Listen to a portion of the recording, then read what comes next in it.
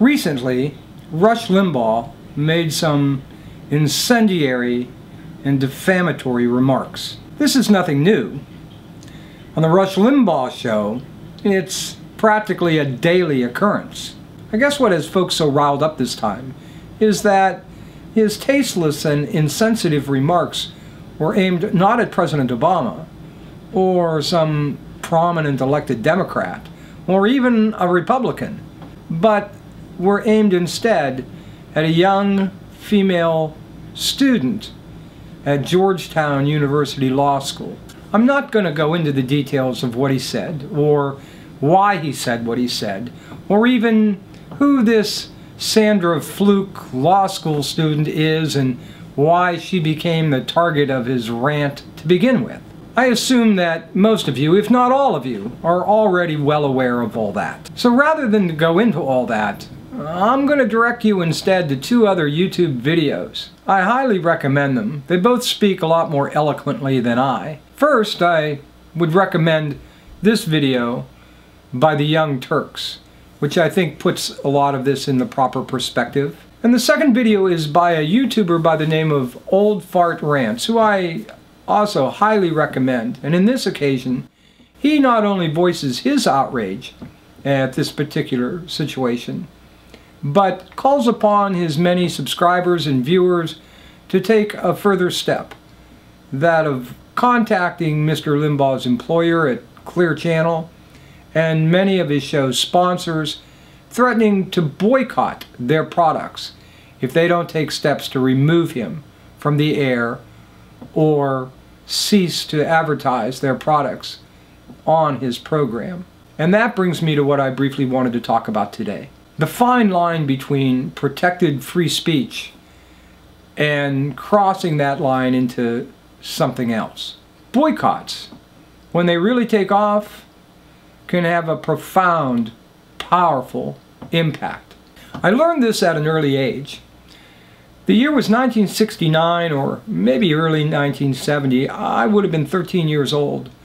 And NBC had announced they were canceling my favorite TV show, or at least one of my favorite shows. The show was I Dream of Jeannie, and for those of you who aren't familiar with that old program, suffice it to say that it was a situation comedy involving an astronaut and a magic bottle that he found that contained this gorgeous, blonde, scantily clad genie. Now in those days, showing a gorgeous lady's navel on the air was groundbreaking. This was a time, you must understand, where network television never showed even a married couple in the same bed. Maybe my fascination with this show had something to do with her navel. I don't know. I was 13 after all. But all I do remember for a fact is that I was devastated on the news that this show was being canceled. I wanted to do something. So I began writing a letter out to NBC. It was my mother who suggested that if I really wanted to hit them where it hurts, I would go after the show's sponsors. So I wrote another letter to Union Carbide, a huge conglomerate who at the time was running ads for one of their many products, Glad sandwich bags. In that letter, I threatened not only a personal boycott of all of their products, but that I would urge all of my friends and family to do the same unless they took steps to return my favorite show to the air. I remember also that within 2 weeks, maybe less, I received a very polite reply from Union Carbide, letting me know that my letter had been forwarded to the network. The letter, however, also went on to explain that they had nothing whatsoever to do with the network decision to cancel the show, and that they would be happy to continue their advertising of the program if NBC continued to air it. The bonus was that, along with the letter, the envelope was stuffed with a virtual year's supply of free stuff in the form of coupons for every product Union Carbide made for a household. I mean, we had sandwich bags and garbage bags coming out of our ears. Now, this taught me a valuable lesson, one that I put to much more constructive use about 4 years later. It was near the end of my senior year of high school, maybe a few months to go, when the school board had called a special session, met briefly behind closed doors, came back to the table, and publicly announced that there were 2 teaching contracts that would not be renewed at the end of the year. These teachers also happened to be the head coaches of both the boys and the girls varsity basketball teams. And just as quickly they adjourned the meeting. No discussion, no input from the public. Even the 2 teachers involved were not present. I learned the news early that morning on a news broadcast over the radio just before I got ready to go to school. And as it happened, this is precisely how the 2 teachers themselves got the news that they would soon be unemployed, by listening to their car radio news broadcasts on their way driving to school that morning. For me, my first class in the morning was choir, and the firing of these 2 teachers were all anyone was talking about. Our school at the time wasn't the most successful in basketball. After all, we competed in a league that included 3 of the state's largest schools, along with 2 parochial powerhouses, and, well, we just weren't that big. Still, under their leadership, both basketball programs ended the year with winning records, even if that didn't translate into tournament success at the end of the season. Most students, in fact most people in the community, felt that if anything, these coaches had overachieved. But this isn't really what ticked us off. These were 2 of the most popular teachers in the school district. Teachers who actually took the time to talk to students, athletes or not. Teachers who time and time again went the extra mile to mediate problems between students and teachers, or students and administrators, or who often would encourage students who had a troubling situation at home, or sought to remedy problems that involved bullying. Second period, I made my way to the journalism room, where, like all other students associated with the school newspaper, we generally hung out during our study hall periods. There, along with a few fellow reporters, one a member of the basketball team and another a member of the school football team, we devised a plan of action. We would organize a student protest that would hit the school board where it hurt the most, financially. That day, as kids began to line up for lunch, the members of the basketball and football team dispersed to both the high school and the middle school cafeteria to urge all students to refrain from either buying a lunch or even accepting a free lunch. No milk, no ice cream sandwich, nothing. By the second day, not a single student or teacher in either school bought a lunch. Not one. Even the elementary school students refused to eat lunch. And we weren't even encouraging that. But so many of them had older brothers or sisters and knew what was going on, they did it all on their own. By the end of the week, the school had lost thousands and thousands of dollars. Now, schools have always struggled to not lose money on the whole school lunch thing to begin with. Between the ridiculously small stipend they get from the government to pay for the free lunches and what little they are allowed to charge for the people that actually purchase a lunch, their only hope is that they can break even at the end of the year. Much more frequently than you realize, most schools struggle to meet that modest goal. I heard different dollar figures, some as low as $8,000, some as high as $20,000.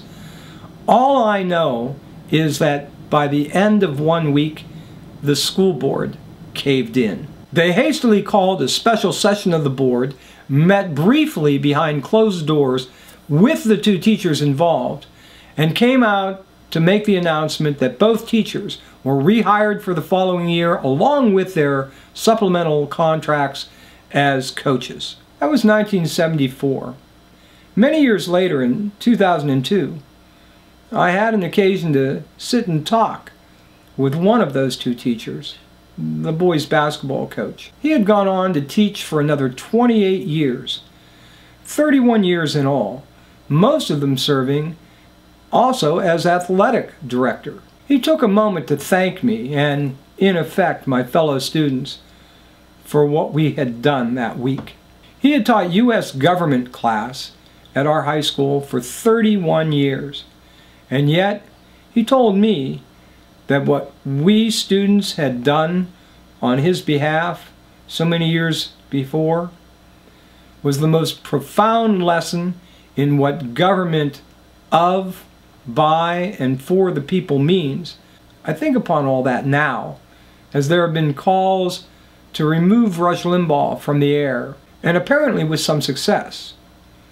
At the time of this posting, there are conflicting reports of anywhere from 1 to as many as 3 sponsors who have pulled their advertising from his show. There is no question, at least in my mind, that what Rush Limbaugh often says crosses the line between protected free speech into the realm of defamation and incendiary remarks intended only to incite the irrational.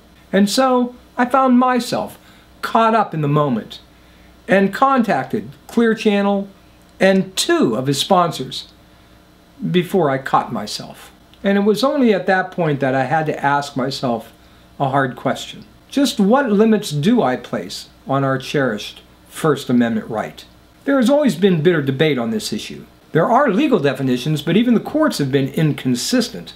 When the loathsome Westboro Baptist Church announced plans that they were going to organize yet another one of their ugly, painfully insensitive protests against gay rights at the military funeral of an Iraq war soldier, the Supreme Court ultimately ruled that their protest was protected free speech. It was a decision I remember having grave concerns about.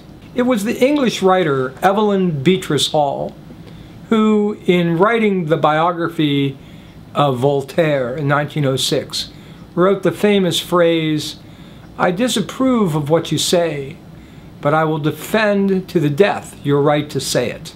We hear that all the time, but do we really mean it? Where do we draw the line?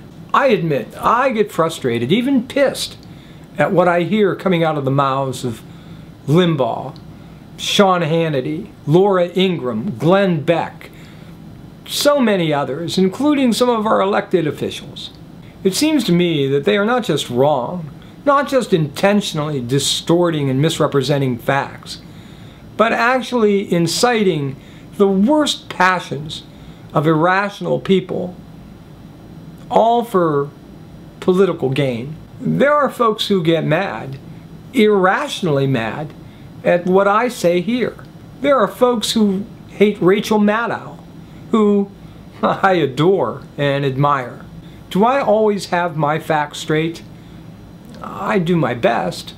Does she? In my opinion, there's not even a comparison to the homework she does for her presentations and what you see on Limbaugh or Sean Hannity or Michael Savage. But even if I'm right, and I know I am, that the two are verifiably, demonstrably not the same, am I justified in attempting to silence voices I disapprove of? I can only answer that question for myself. It is a decision, I think, we must all make for ourselves. I am thankful that I can go on YouTube and post videos on hotly contested issues where passions run so high on both sides, and I can turn around and post another video tomorrow or next week. And while I don't believe I cross the kind of line that Rush Limbaugh does, in fact, I take great pains not to do so, I realize that there are people out there who don't feel the same way.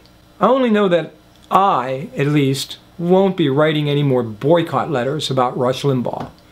At least not over this. When I sit down and examine the damage that has been done over his comments, I realize it's not worth it. It's not worth the sacrifice of such a cherished freedom, at least in my opinion.